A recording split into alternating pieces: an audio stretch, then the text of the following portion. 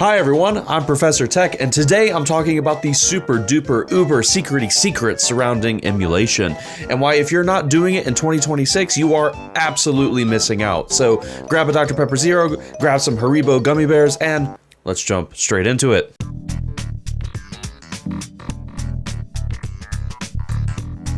Oh yes, emulation, the big, bad, scary boogeyman of video game companies around the world. But to fans, one of, if not the best ways to experience classic games, and an even more grandeur than was physically possible at the time of release. Taking games originally developed for below standard definition and then being able to play them in glorious 4K or even 8K if you got the screens for it. Playing games in far greater frame rates than was ever intended, and in some cases adding more texture than was ever texturable at the time of release.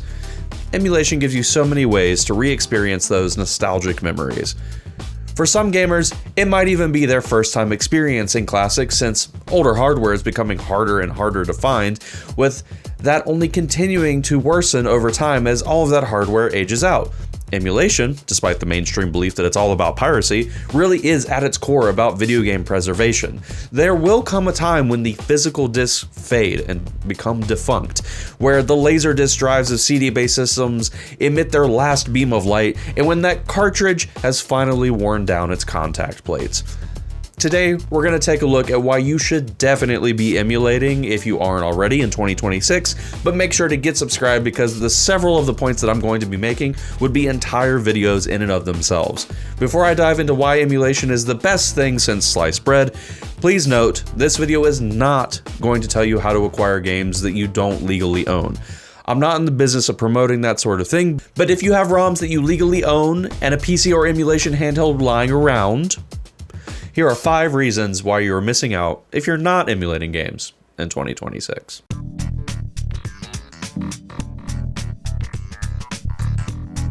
What do I mean when I say quality has improved? Well, in short, what I'm really saying is the reliability of the emulation and how it holds up.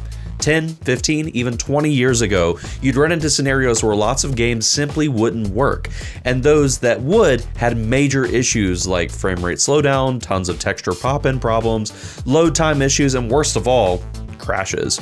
Crashes were easily the worst because they happened all the time, depending on the hardware that you were running at the time. Don't get me wrong, there was definitely a positive experience to be had, and at the time the ability to play games that weren't on their native hardware seemed like some form of dark magic. Like every time I ran Tony Hawk's Pro Skater 4 on my compact generic laptop, my mind was positively blown.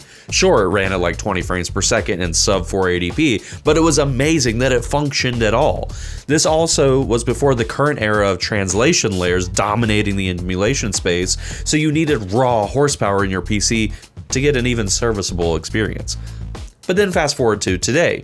Your smartphone will produce a better emulation experience than most high-end PCs from the late 2000s, and with all sorts of quality of life features like save states, autosaves, achievements, and so much more. And that's before you even consider how expansive the desktop and laptop experiences are. I truly could not have fathomed how easy it would be to play games at an incredible quality in the modern era if you had asked me what I thought that would be like 10 years from then. For a lot of emulators today, gone are the day of rampant texture pop-ins, sub-playable frame rates, and game-destroying crashes. Do they still happen?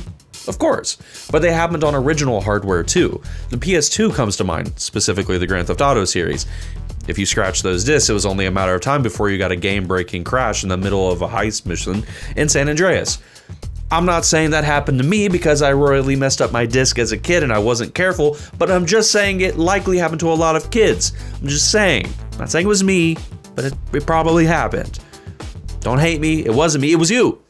It was you. In short, most games are a great time, and outside of the fringe cases of some games still having hard codes to crack to get them running at original or better quality. For most gaming experiences, the quality is superb. Do you know what else is superb?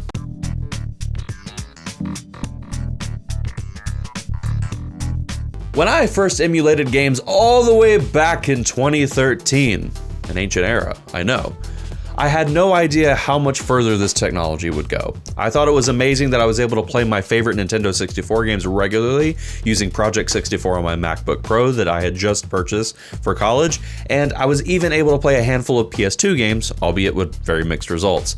The quality was either the same as original hardware or in some cases slightly worse, but it was totally worth it because it meant I had my entire library on one device, and I didn't have to worry about breaking out a different console and TV setup every time I wanted to change games or console generations. But the quality of the experience was pretty lackluster. You had to manually manage file systems in some cases, and even when you didn't, the game selection options were middling at best. Project 64 literally just had a list of your games and a compatibility score that basically said, it'll run, or it won't run at all. Not literally those words, but the sentiment is all the same.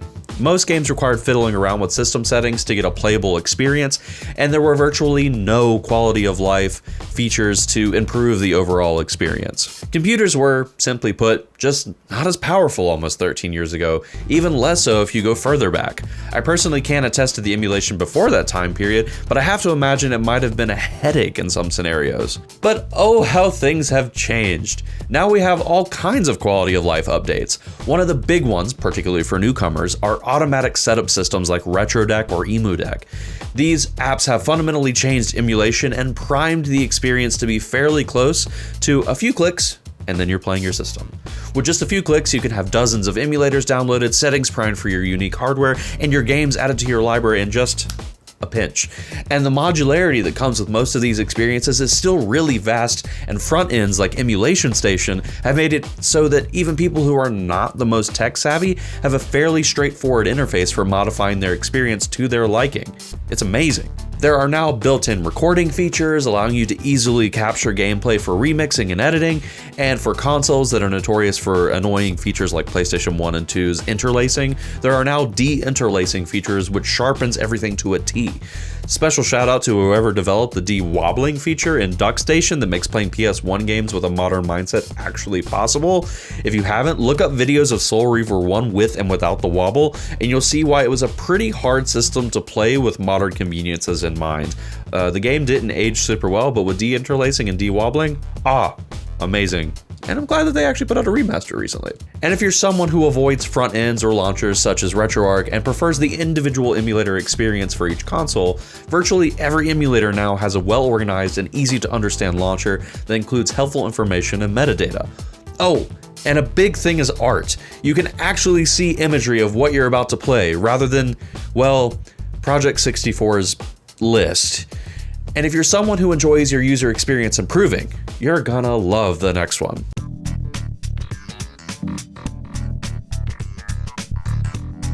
This category absolutely blows my mind, yesterday, today, and likely for a long time into the future.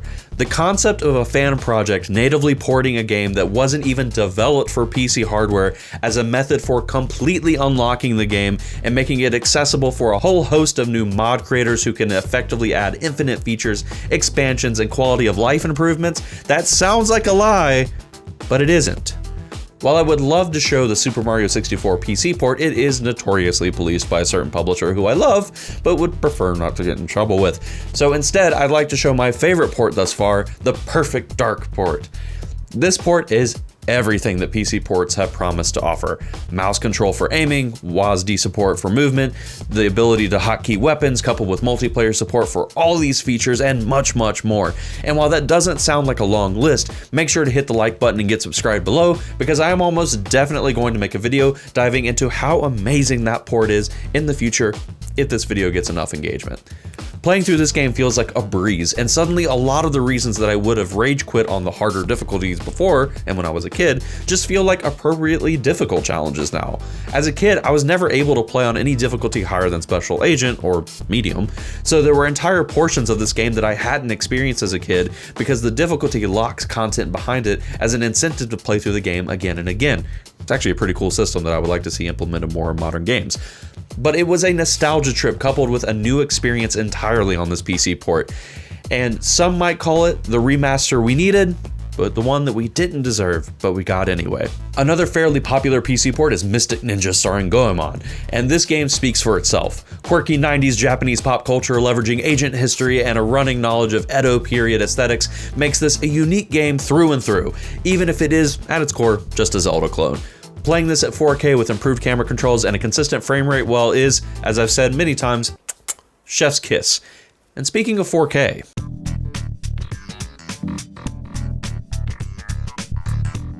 like the title card said, duh, being able to play games at incredibly high resolutions with 4K and even 8K level fidelity is a dream, and it really goes to show how some games that relied more heavily on their art direction rather than just the number of polygons that they get shoved into a model have aged incredibly well. And that's not to say that those other games don't look incredible in 4K, they absolutely do. It's just that it's amazing to see games like Super Mario 64, Jak and Daxter, and of course a lot of the 16 and 32-bit era games coming into a new life because of this increased resolution. And since most emulators now support integer scaling, which at one point in the ancient emulation times, a lot of them didn't, it makes the graphics that much cleaner, even when they're not made to run beyond a certain resolution. Purists, of course, will mention how CRT filters are almost necessary to get the optimal image quality out of certain games, particularly pixel-based games where the CRT effect acted as a sort of blending tool to smooth out features and evoke elements that sometimes weren't even there. It really leveraged the fact that it was low fidelity to trick your brain, and I would mostly agree with them. I didn't grow up playing those games as much. I was born a little bit later in the middle 90s, but I can appreciate their sentiment as someone who grew up playing Game Boy and Game Boy Advance games and understand that there is an aesthetic that comes with playing those games and having that experience. But I'll maintain that being able to play Banjo and Kazooie in 4K is amazing, even though you can kind of already do that on Xbox with backwards compatibility, but if you don't have access to that, here's a new option. But you know what you can't do on Xbox or PlayStation or really any other console that doesn't have a remaster for the game that you're trying to play?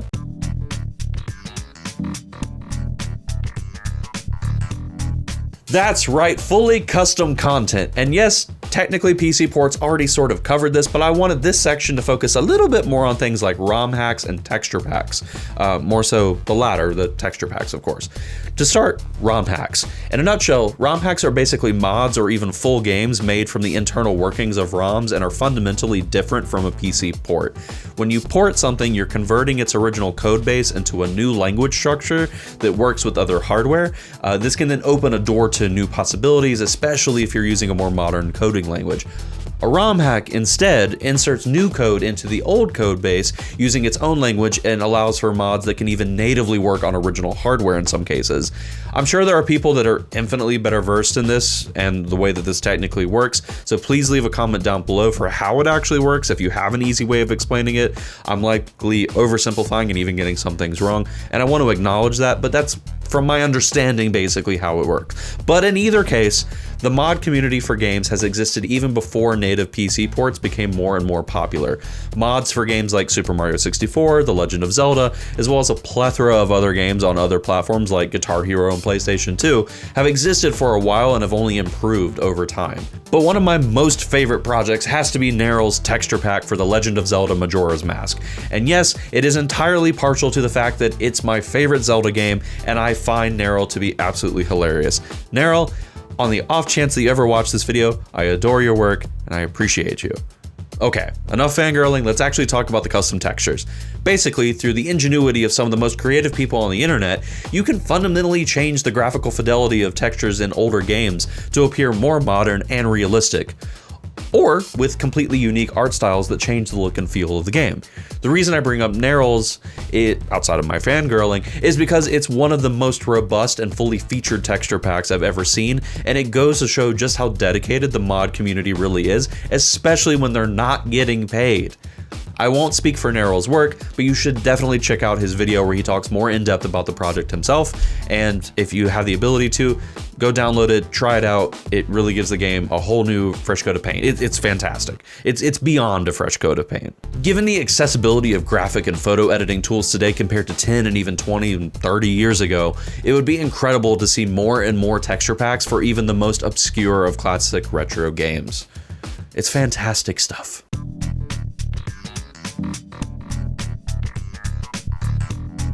So, emulation. Its quality and user experience has improved drastically. There are native PC ports of several games. You can play at virtually any resolution, and there's a mountain of custom user-made content out there for almost every game. If you're not emulating legally in 2026, you are sorely missing out. Thank you so much for watching my video, and I look forward to seeing you in the next one. See you later.